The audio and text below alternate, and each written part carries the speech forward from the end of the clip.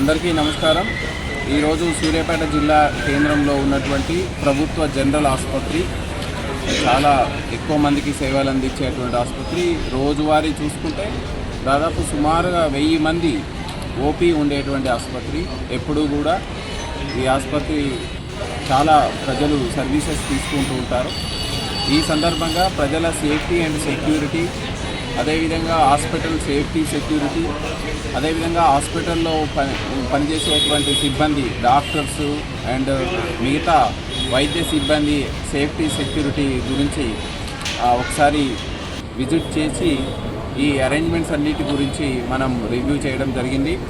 అదేవిధంగా ప్రస్తుతి హాస్పిటల్ కూడా మనకి ఇక్కడనే ఉంది, మార్చరీ కూడా ఇక్కడనే ఉంది।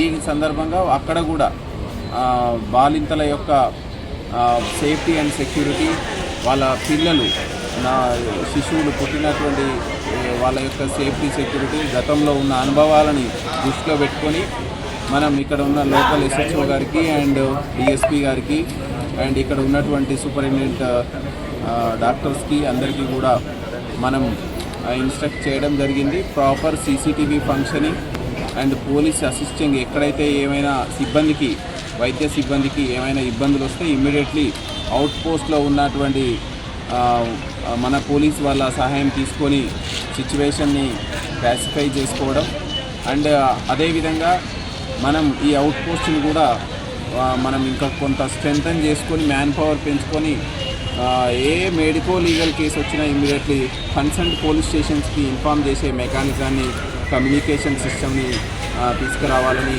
ఎస్హెచ్ఓ గారికి చెప్పడం జరిగింది।